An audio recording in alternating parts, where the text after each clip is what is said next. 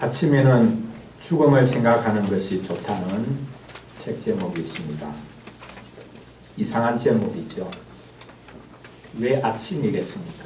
점심도 아니고 저녁도 아니고 왜 아침부터 죽음을 생각하라고 말하고 있을까요? 저는 이것이 세상의 최고의 지혜라고 생각합니다. 직장이나 일터로 나가는 것, 전쟁터로 나가는 것과 같지 않습니까? 온갖 욕먹을 각오를 다 하고 마지못해 우리는 아침에 일터로 나갑니다. 간설계도 다 빼놓고 가야 할지도 모르겠습니다.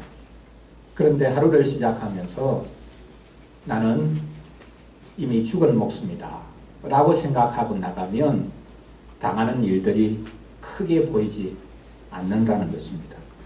자신이 이미 죽었다고 생각하고 시작하니까 아무리 힘든 일도 고통스러운 일도 그렇게 고통스럽지 않을 수 있다 라는 뜻입니다. 하나의 처세술이라고 볼 수 있을지 모르겠지만 삶의 철학이라고 말할 수 있을 것입니다. 죽음을 생각하는 것은 우리가 피해야 할 것이 아니라 사실은 좋은 것이다 라고 말할 수 있습니다. 죽음은 우리 가까이 있기도 하기 때문입니다. 그런데 우리는 죽음이 나의 문제가 아닌 것처럼 항상 물찍이 떨어뜨려 놓으려고 합니다. 이제부터는 우리가 죽음에 대해서 생각해야 할 것입니다. 왜냐하면 죽음을 생각해야 삶을 제대로 살아갈 수 있기 때문입니다. 오늘 이사야 26장 말씀을 가지고 우리의 행위는 죽음을 불러오지만 하나님의 은혜가 우리를 살린다 라는 주제로 말씀을 전하려고 합니다. 첫째로 모든 민족들은 죽고 살지 못한다고 말씀하고 있습니다.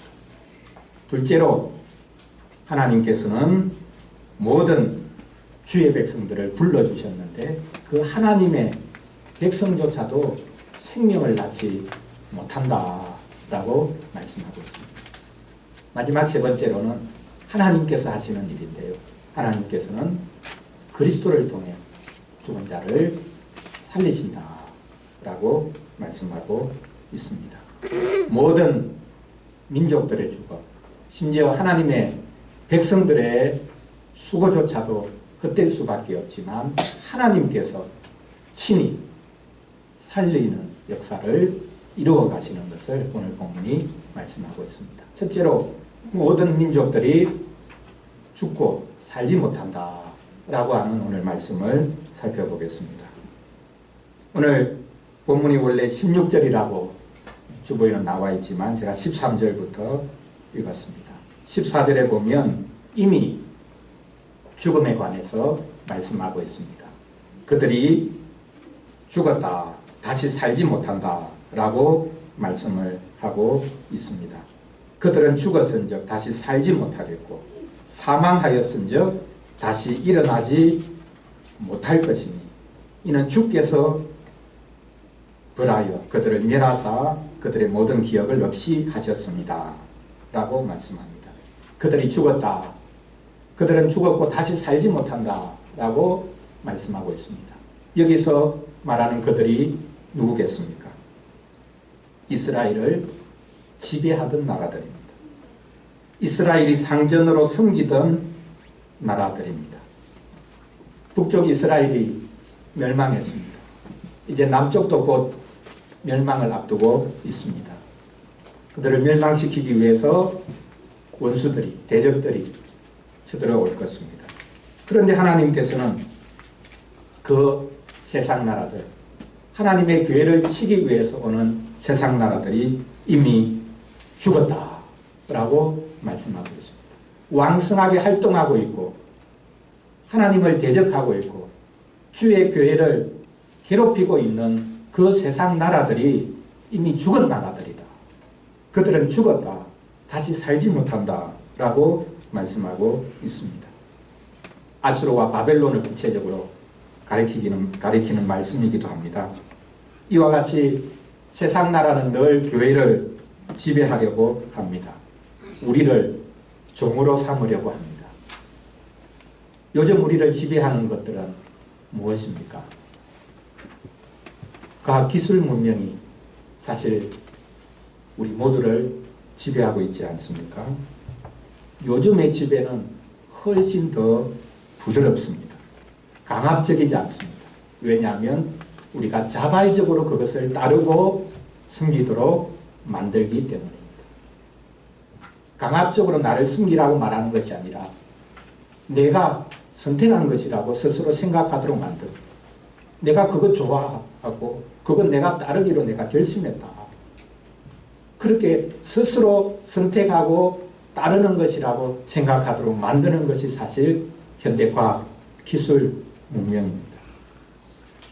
사람이 과학기술을 발전시키지만 어느 순간에 주객이 전도됐죠.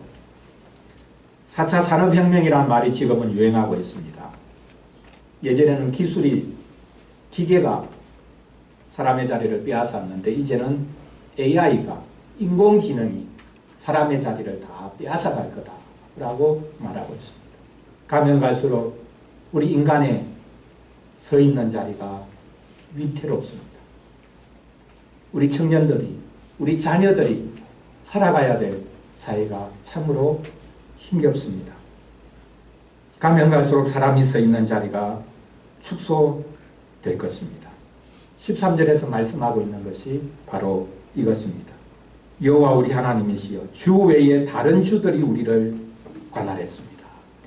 하나님 외에 스스로 주라고 자부하고 주라고 내세우는 것들이 우리를 지배했습니다. 우리를 장악하고 있습니다. 우리가 그 손아귀에 들어가 있습니다. 라고 말하고 있습니다. 구약교회가 세상 나라들의 지배를 받았습니다. 예수님 당시에도 마찬가지였습니다. 예수님 당시에 하나님의 백성들이 유대가 로마의 지배를 받고 있었습니다. 이렇게 교회는 늘 세상 나라의 지배를 받습니다. 어떻게 해야 하겠습니까?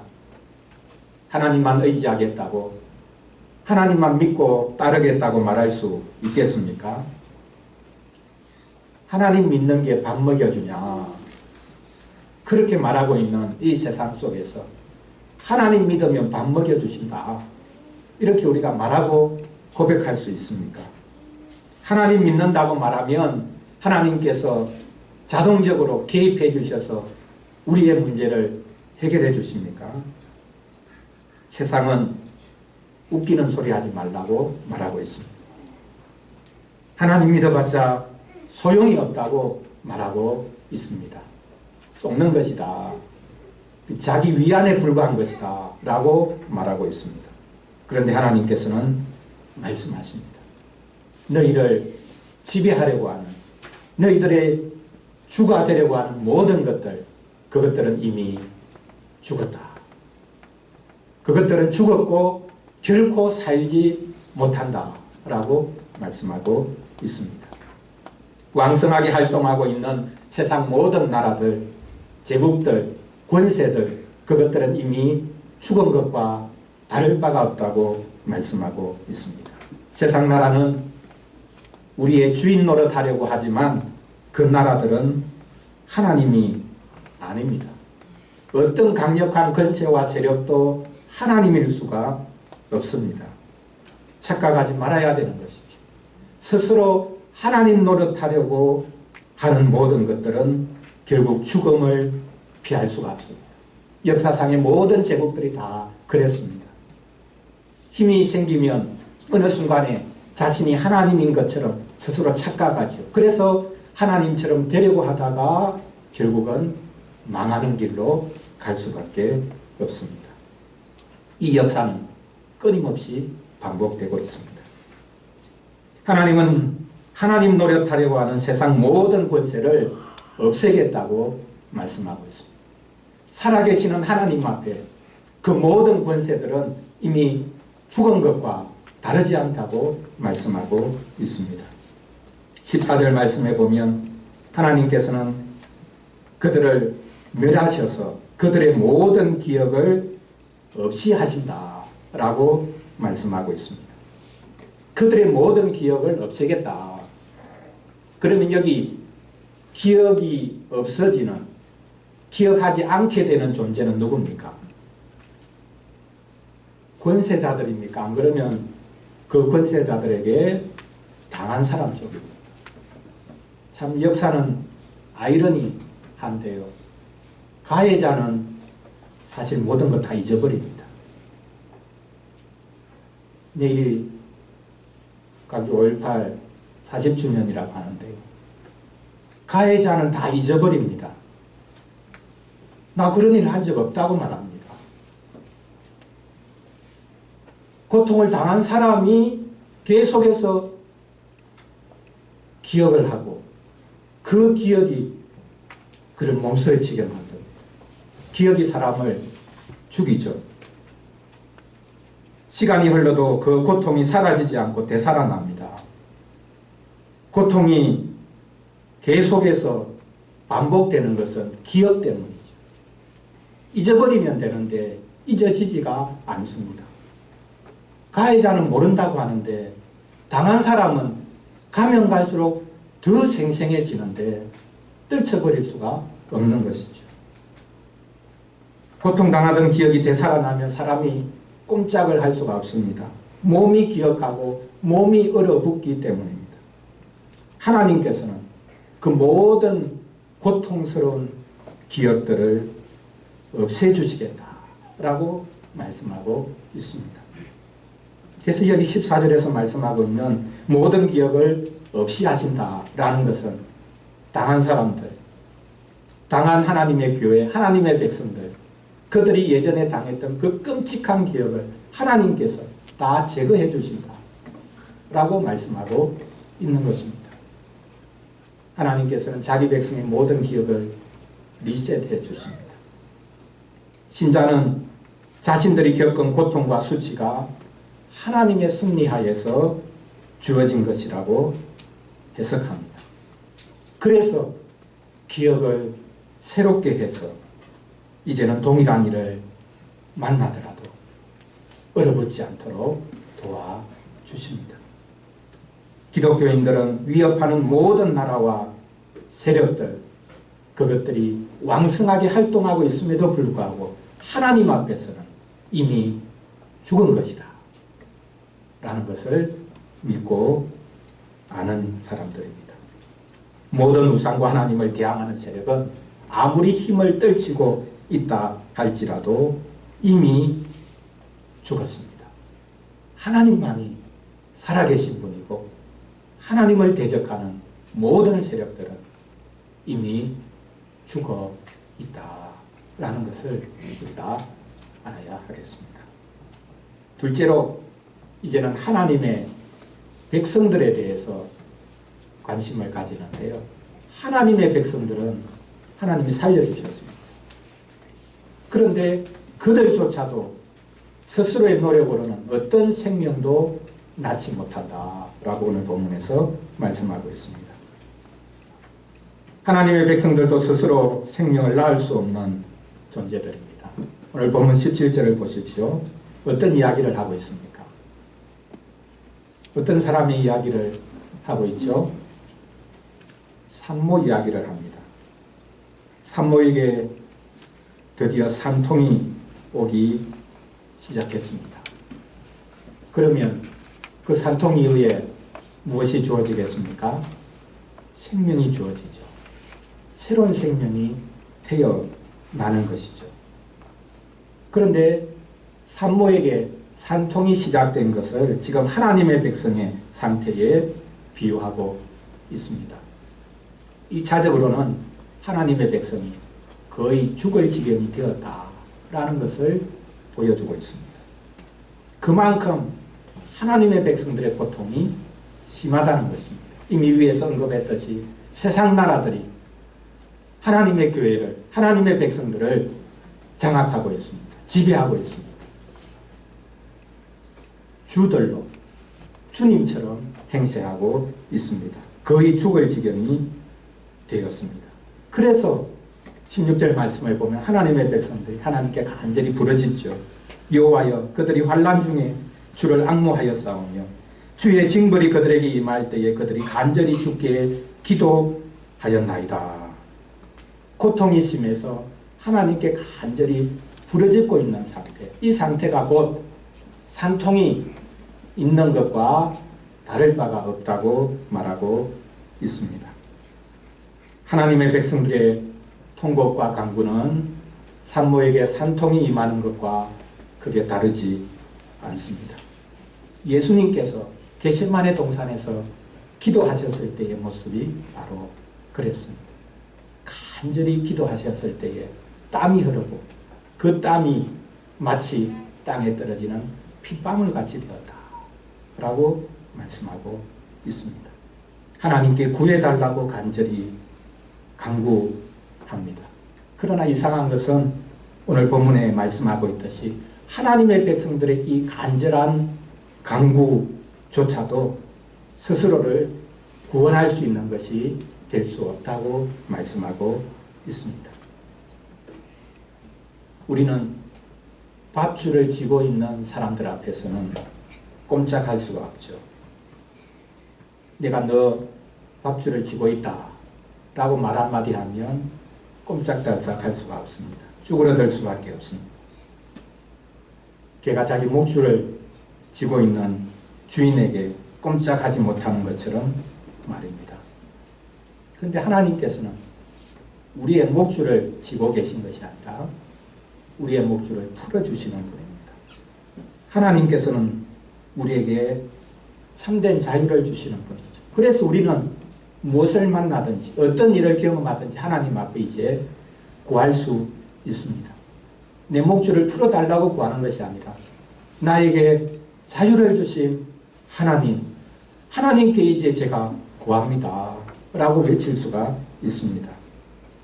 종으로 구하는 것이 아니라 자녀이기에 구합니다. 그런데 우리가 착각하지 말아야 하는 것이 나에게 자유가 있는 만큼 하나님에게는 훨씬 더 큰 자유가 있다는 사실 우리가 잊어버릴 때가 많습니다. 내가 기도하면 하나님도 꼼짝 못하시지. 그게 기도가 아닙니다. 나의 기도의 자유를 가지고 하나님의 자유를 얽어매려고 할 때가 우리 많습니다. 우리의 기도는 하나님을 얽어매는 것이 아닙니다. 하나님이 자유롭게 일하시도록 만드는 것이 우리의 기도라는 것을 우리가 잊지 말아야 합니다. 기도를 주문처럼 생각하면 안 되는 것이죠. 하나님께서는 자기 백성의 간구를 기쁘게 들으십니다. 그리고 그것을 받으시고는 하나님이 자유롭게 일하십니다. 우리의 간구가 항상 복된 결론을 가져다 준다. 좋은 열매를 가져다 준다. 내가 기도하면 안 되는 것이 없다. 무슨 문제든지 해결된다. 그것이야말로 우리가 착각하는 것입니다. 그래서 18절을 보십시오. 지금 더 힘주어 강조하고 있습니다. 하나님의 백성의 간절한 간구조차도 사실 아무런 소용이 없을 수 있다고 말씀하고 있습니다. 우리가 잉태하고 상고를 당하였을지라도 무엇을 낳은 것과 같다고 합니까? 바람을 낳은 것과 같아서 땅에 구원을 베풀지 못하였고 세계의 거민을 출산하지 못하였나이다. 여기 바람이라는 말에 주목하십시오. 산모가 배가 점점 불러옵니다. 산통이 시작되었습니다. 이제 곧 새로운 생명이 출산하면서 우는 소리가 들리겠지요. 그런데 배가 불렀는데 고통이 왔는데 아이가 출산하지 않습니다. 가상 임신이라는 그런 것도 있다고 하지 않습니까? 실제로 자기가 임신한 것처럼 생각을 하고 그 임신의 경험을 다 했습니다. 심지어 산통까지 왔습니다. 그런데 아무것도 없는 것. 생명이 출산되지 않는 것입니다. 태가 텅 비어 있었던 것입니다. 착각하고 있었던 것이죠. 이게 바로 하나님의 백성들의 수고일 수가 있다는 겁니다. 우리가 수고하고 우리가 기도하고 우리가 간구해서 우리의 문제를 해결할 수 있는 게 아니라는 겁니다. 말로는 하나님이 도와달라고 하지만 결국 내가 하나님 앞에 부르짖었으니까, 내가 하나님 앞에 간구했으니까 하나님이 일하시겠지. 결국 하나님이 일하시는 것이 주 목적이 아니라 내가 한 겁니다. 내가 기도했고 내가 열심히 수고했으니까 반드시 하나님은 나에게 좋은 결과를 주셔야 된다. 우리가 이렇게 생각을 할 때가 많습니다. 우리의 노력으로는, 심지어 우리의 기도와 간구로 어떤 열매도 거둘 수 없다고 말씀하고 있습니다. 하나님께서 함께해 주지 아니하시면, 하나님께서 긍휼을 베풀어 주지 아니하시면 우리의 모든 수고도 헛될 수밖에 없다. 하나님의 백성들의 그 태도 비어 있을 수밖에 없다고 말씀하고 있습니다. 이제 마지막으로 하나님께서 친히 살리시는 역사를 이루시는 것을 살펴보겠습니다. 하나님은 그리스도를 통해서 죽은 자를 살리십니다. 세상 모든 나라가 죽었다. 신자의 수고도 아무런 열매가 없을 수 있다 라고 선언하신 후에 이제 살아나는 것에 관해서 말씀하고 있습니다. 오늘 본문 마지막 부분이죠. 주의 죽은 자들은 살아나고 그들의 시체들은 일어나리이다. 죽은 자가 살아난다 라고 말씀하고 난 다음에 더 구체적으로 그들의 시체가 일어난다 라고 말씀하고 있습니다. 이게 바로 부활이 아닙니까? 구약 성경에서 부활을 직접적으로 언급한 구절이 많지 않은데요. 그 몇 안 되는 구절 중 부활을 가장 직설적으로, 직접적으로 언급한 구절이 바로 오늘 본문의 말씀입니다. 그들의 시체들이 일어난다 라고 말씀하고 있기 때문입니다. 우선 이 말씀은 하나님의 백성들이 끔찍한 수모를 겪고 비참하게 죽은 것과 같은 상황이라는 것을 보여주고 있습니다. 하나님은 은혜로 죽은 자들을 살려내십니다. 하나님은 은혜로 수치 가운데 처한 자들을 일으키십니다. 부활은 사람이 할 수 있는 일이 아니라 오직 하나님만이 하실 수 있는 일입니다. 그런데 사람들은 하나님이 하시는 이 부활도 흉내내려고 하지요. 사람이 생명을 만들어 낼 수 있다고 착각하기도 합니다. 그러나 영생하는 생명, 하나님과 함께하는 생명은 오직 하나님 그분만이 친히 만들어 내실 수 있는 것입니다. 죽은 자를 살리시는 것, 하나님의 주특기입니다. 처음부터 먼지로부터 사람을 만드시고 살리신 하나님, 끊임없이 하나님은 그 주특기를 발휘하십니다. 살려내는 일을 하십니다. 19절을 보면 바로 여기에 하나님이 살려내시는 사람들을 사실 나누고 있는 것을 볼 수 있습니다. 먼저는 주의 죽은 자들이 살아난다고 했죠. 그 다음에는 그들의 시체들이 일어난다고 했는데요. 사실 여기 그들의 시체가 일어난다라는 이 말씀은 나의 시체가 일어난다, 이렇게 번역해도 좋은 말씀입니다. 여기 그들이 죽었던 자들이, 그들 죽었던 자들이 일어나고 나의 시체도 일어난다. 그들과 내가 이제 같이 하나로 합쳐지는 것을 볼 수 있습니다. 여기서 말하는 나는 당연히 선지자 자신을 가리키겠죠. 그런데 선지자는 자기도 모르는 사이에 그리스도를 가리켰습니다. 예수님께서 예루살렘에 올라가시면서 제자들에게 여러 번 말씀하셨지. 내가 넘겨진다. 나는 죽을 것이다. 끔찍한 수모를 당하고 죽게 될 건데, 그러나 내가 살아나게 될 거다. 내가 너희보다 먼저 갈릴리로 가 있을 거다.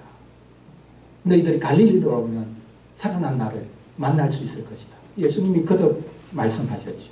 어떻게 이런 확신을 가질 수 있었겠습니까? 하나님의 아들이시니까 모든 것 다 아시지 않냐. 예수님은 오늘 바로 이 이사야 26장 말씀을 묵상하시면서 내 시체가 살아날 거다. 그리고 내가 살아나서 내가 살린 자들과 함께 있게 될 거다. 이 소망을 가지고 예수님은 십자가를 향해 나아가셨다는 것을 알 수 있습니다. 예수님은 자신을 자기 백성들과 항상 연결 지우는 그 능력을 가지고 계셨습니다. 주님이 살아나게 되면 주의 백성들도 함께 살아날 것을 아셨습니다. 그래서 나의 시체는 살아날 것이다. 선지자가 고백한 이것은 바로 그리스도가 했던 고백이기도 한 것이죠. 하나님은 먼저 살리신 그리스도를 통해서 우리를 계속해서 살리십니다.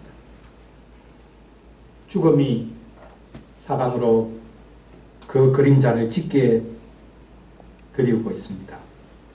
죽음의 그림자가 짙어질수록 우리는 하나님이 하시는 일을 기대합니다. 그리스도께서 살아나셨습니다. 이제부터 땅이 죽은 자들을 내려놓기 시작할 것입니다. 그리스도로 인해 오늘 말씀에 나와 있듯이 티끌 가운데 있던 이들도 티끌 가운데 누운 이들도 깨어서 노래하게 될 것입니다. 여러분, 티끌 가운데 누웠다.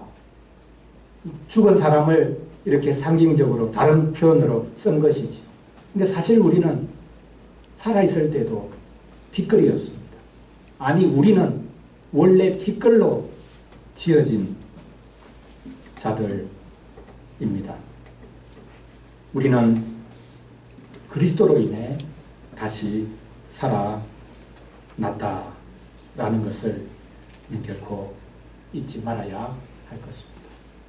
요즘 미세먼지가 많이 문제가 되죠. 미세먼지 싫다. 그렇게 우리가 생각을 하는데요. 여러분, 미세먼지 너무 싫어하지 마십시오. 우리 사람이 미세먼지입니다. 우리가 그 미세먼지로부터 지어진 자들이에요. 그런 먼지와 같은 우리들 살리셔서 이 땅을 살아가게 하시고, 또한 그리스도 안에서 새롭게 살리셔서 우리로 하여금 이 땅을 살아가게 하십니다. 얼마나 크신 복인가 라는 것을 우리가 기억해야 하겠습니다. 오늘 말씀을 통해서 하나님께서 우리에게 말씀하고 계시는 그 소리를 우리가 잘 들을 수 있어야 하겠습니다. 하나님은 친히 우리를 살리시는 분이다 라는 것을 말씀하고 있습니다. 사랑하는 성도 여러분, 이 세상에 가장 빨리 그 속도를 늦추지 않고 폭주하는 폭주족이 있는데요. 여러분, 가장 빠른 폭주족이 누구겠습니까? 가장 빠른 폭주족은 죽음입니다. 코로나19로 말미암아 우리가 더더욱 느낍니다. 죽음의 기세는 결코 꺾일 수가 없구나. 죽음보다 폭주하는 것이 없구나. 폭주족들이 우리 주위에도 많이 있는데, 아침에 제가 교회 올 때 보니까 이 멋진 오토바이를 타고 이렇게 수십 명이 이렇게 막 가더라고요. 속도를 즐기는 것이죠. 속도의 그 쾌감을 느끼는 사람들은 이게 감당이 안 된다. 그런데 가장 폭주하는 것, 그것은 사실 죽음입니다. 죽음이 여전히 폭주하면서 생명을 앗아가고 있습니다. 막을 수가 없습니다. 의학 기술로도 막을 수가 없습니다. 그러나 오늘 본문을 통해서 하나님께서 말씀하고 계십니다. 세상 모든 권력자들, 거대한 세력들, 그들은 다 죽은 목숨과 다를 바가 없고 하나님의 백성의 수고조차도 사실 어떤 생명도 탄생시킬 수 없는 것이지만 하나님께서는 지금도 생명을 일으키고 계신다. 이것을 보라고 말씀하고 계십니다. 우리의 행위는 죽음을 불러일으키지만 하나님은 은혜로 살리시는 일을 계속하고 계십니다. 하나님께서는 전 우주적인 부활 프로젝트를 이미 가동시키기 시작하셨습니다. 비밀스러운 프로젝트가 아니라 공개적인 프로젝트로 진행되고 있습니다. 그리스도를 통해 죽은 모든 것들을 살리시는 프로젝트입니다. 이제 죽음은 생명을 이길 수가 없습니다. 그리스도 계속해서 우리가 불멸하는 생명을 누리고 또한 기뻐하며 살아갈 수 있기를 간절히 바랍니다. 기도하겠습니다. 하나님 아버지, 사람들은 누구나 살기를 바랍니다. 잘 살기를 바랍니다. 젊은 친구들은 코로나는 개나 주라고 하면서 젊음을 만끽하려고 합니다. 이 땅에는 죽음이 여전히 기승을 부리고 있는데 애써 외면하고 있는 것을 볼 수 있습니다. 왕성하게 활동하는 세상 모든 나라들과 그 권세가 죽고 살지 못한다고 하시는 말씀을 기억하도록 도와주시옵소서. 하나님의 백성인 우리도 스스로는 어떤 생명도 낳을 수 없다는 것을 알게 하여 주시옵소서. 하나님께서 은혜로 저희를 살려주시기를 간절히 구합니다. 죽어가는 모든 것들을 불쌍히 여겨주시기를 구합니다. 그리스도를 통해 이 땅을 살려주시기를 구합니다. 그리스도의 생명에 잇대어 고난 가운데서도 이 부활의 생명을 누릴 수 있도록 도와주시옵소서. 하루가 시작되는 것이 죽는 것보다 힘들 때도 있지만 매일 생명의 새 아침을 맞을 수 있도록 도와주시옵소서. 우리는 이미 한번 죽고 살아난 사람들이니 죽음이 다가올 때 그 죽음과 함께 춤출 수 있도록 도와주시옵소서. 그 죽음 너머에 있는 영생할 생명을 기뻐하게 하여 주시옵소서. 우리를 품고 살아나신 우리 주 예수 그리스도 이름으로 기도합니다.